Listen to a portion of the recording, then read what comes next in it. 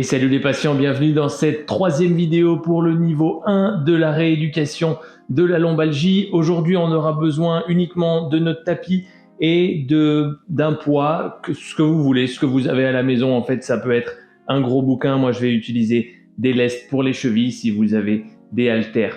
Prenez-les. On va commencer par notre nouvel exercice favori, celui qui travaille le caisson abdominal. C'est vraiment un des points clés de la lombalgie. Donc on va se mettre à quatre pattes, hop, comme la dernière fois. Je vous rappelle, le but c'est de contracter le bas du ventre et de contracter le périnée, de rapprocher notre anus de notre nombril de manière à contracter ces muscles qui vont venir soulager notre colonne. On est parti pour une dizaine de respirations profondes. On contracte le bas du ventre, on contracte le périnée et on inspire.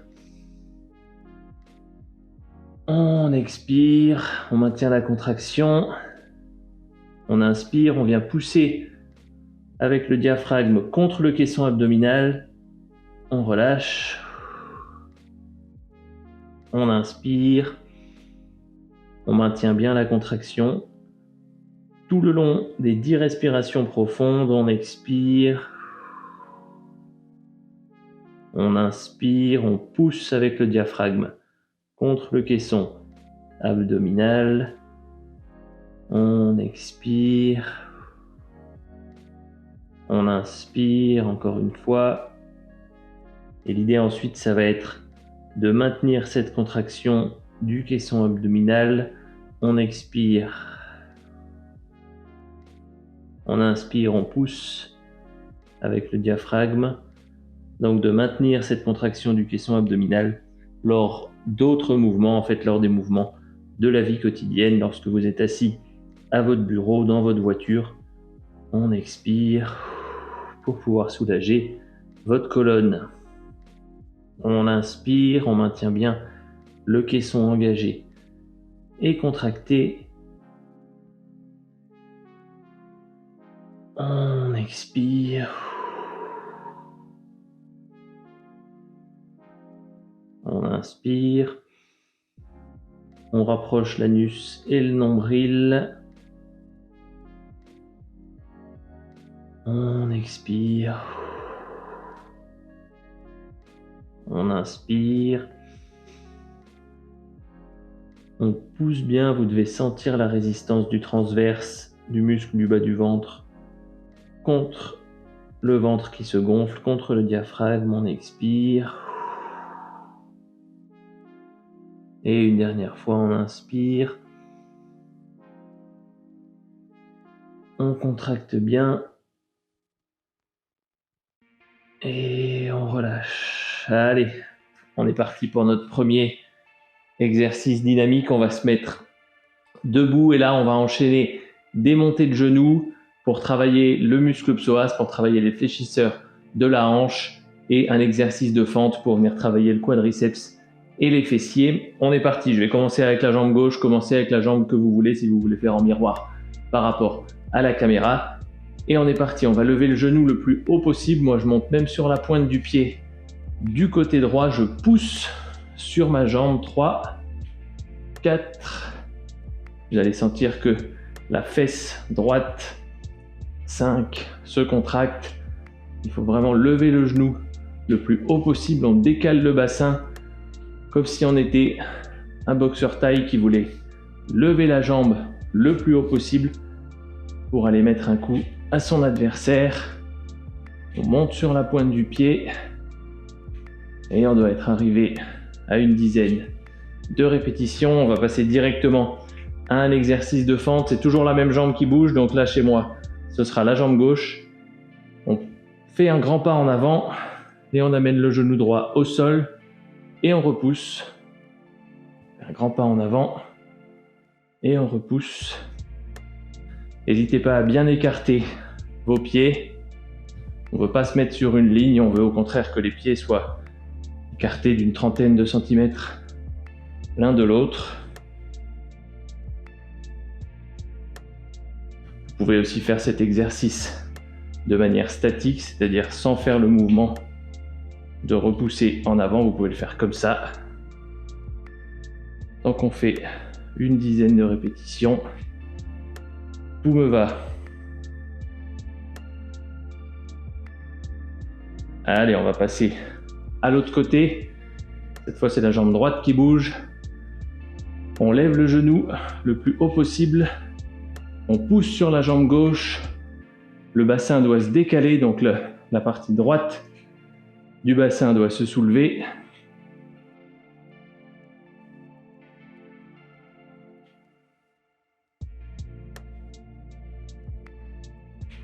Et j'ai oublié de le dire pour la première série, mais évidemment, le but de cet exercice-là, c'est de maintenir la contraction du transverse tout le long. Donc en même temps que vous faites les exercices, gardez le bas du ventre et le périnée bien contractés. On est parti pour les fentes. On envoie la jambe en avant et on se relève en poussant sur les jambes. On écarte bien les pieds pour avoir de l'équilibre. Et on va faire une dizaine de répétitions.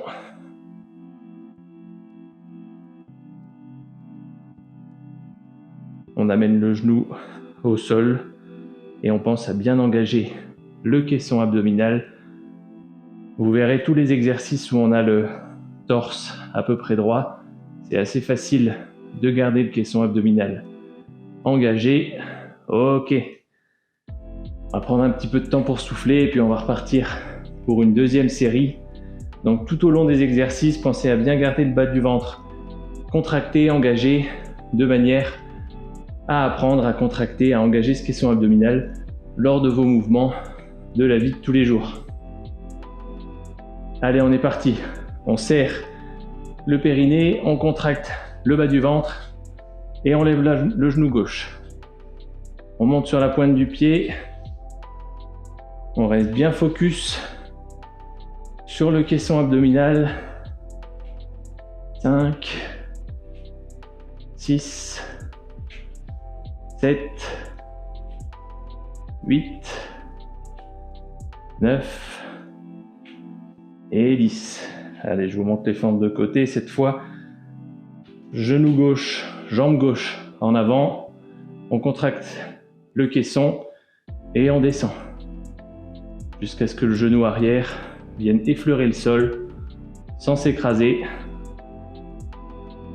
4, 5, 6, on garde le caisson bien engagé.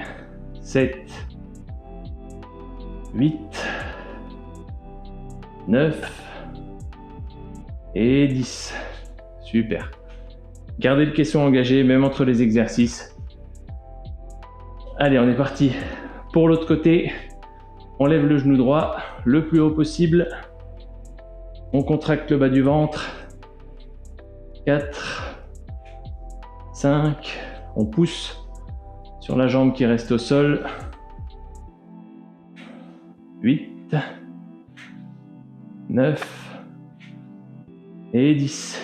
Et on est reparti pour les fentes. Jambe droite en avant cette fois. On engage le caisson, on serre le périnée et on descend. 2, 3, 4, 5. L'avantage du caisson abdominal, c'est que ça va nous permettre de maintenir une posture sans pour autant gêner la respiration, alors qu'on verra plus tard que le verrouillage va lui complètement bloquer notre respiration. Là, vous pouvez aussi bien inspirer ou expirer sur la descente, sur la montée, comme vous voulez. C'est un des principaux avantages de l'utilisation du caisson lors des mouvements pas trop lourds. Allez, donc ce caisson abdominal qui est relativement faible, mais qui permet de garder une certaine mobilité, qui permet de respirer comme on le veut, il va s'opposer à une autre manœuvre au niveau des abdos, au niveau du dos, c'est la manœuvre de verrouillage. Typiquement, quand je l'explique à mes patients, la manœuvre de verrouillage, c'est comme si on allait prendre un plaquage au rugby. On contracte tout, on serre tout pour vraiment figer la colonne et la protéger avec les gros muscles. Et donc là, cette manœuvre de verrouillage, aujourd'hui, on va la faire sur un exercice de soulevé de terre sumo. Donc, prenez votre poids, votre bouteille, votre haltère, n'importe quoi. Dans les mains, vous allez écarter les jambes plus larges que la largeur des épaules et surtout vos orteils doivent bien regarder vers l'extérieur. Ok ? Et à partir de là, on va contracter complètement tous les abdominaux, les muscles du dos, comme si on voulait se préparer à prendre un plaquage.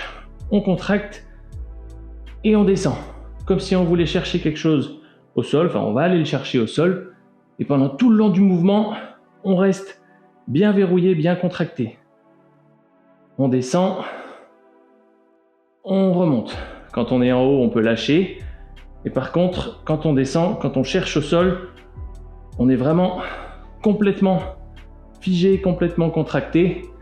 Et cette manœuvre de verrouillage, c'est une manœuvre qui permet de protéger la colonne lors du port de charges lourdes ou lorsqu'on prend un plaquage, lorsqu'on prend un contact, lorsqu'on a un accident, lorsqu'on tombe, etc.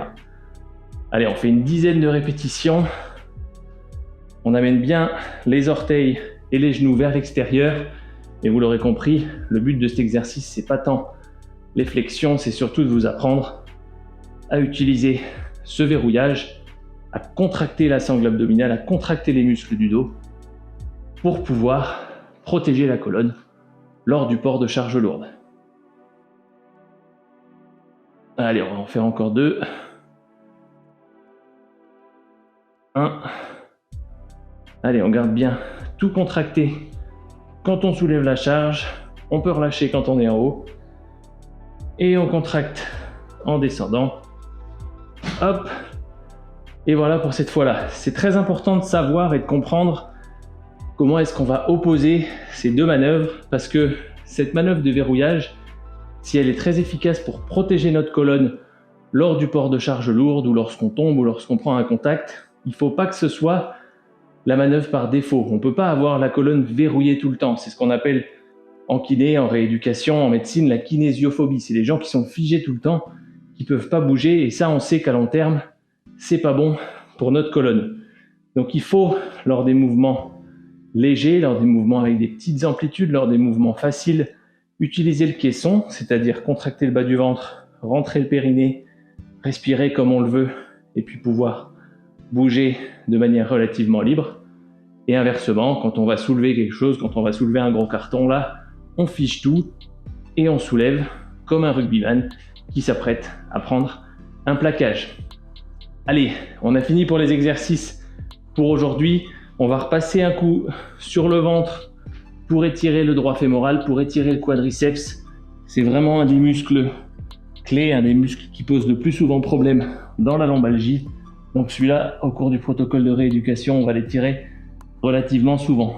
On fait comme la dernière fois, à plat ventre, on attrape une jambe, un pied avec les deux mains et on contracte la cuisse, on pousse en avant en inspirant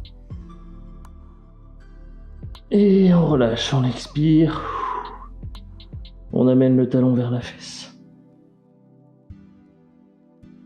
On inspire, on pousse et on relâche, on expire. L'avantage, c'est que comme ce muscle aura bien travaillé sur les exercices précédents, on va avoir moins de difficulté à l'étirer, à l'assouplir. On inspire, on pousse. On expire, on relâche. Vous verrez que plus un muscle est chaud, plus on pourra l'étirer facilement. Et là, on va vraiment tirer avantage des exercices qu'on a fait précédemment. On inspire, on pousse. On expire, on relâche. Et c'est pour ça qu'inversement, le matin, quand on se réveille, quand nos muscles sont tout froids, on a énormément de mal à les étirer. Alors qu'après une bonne séance de sport, ou plutôt en fin de journée, on aura moins de difficultés. Allez, une dernière fois, on inspire, on pousse, on tend la jambe, on contracte le quadriceps. On expire, on relâche.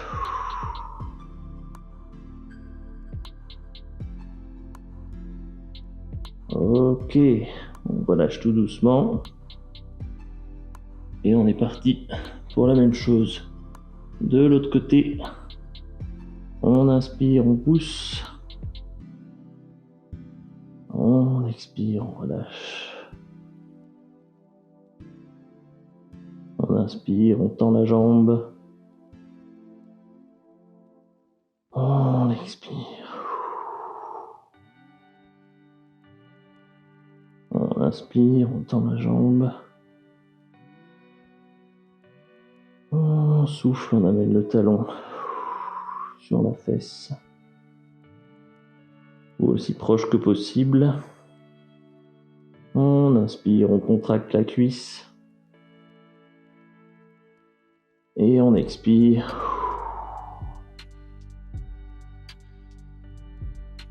Allez, une dernière fois. On inspire, on contracte la cuisse. On expire, on relâche.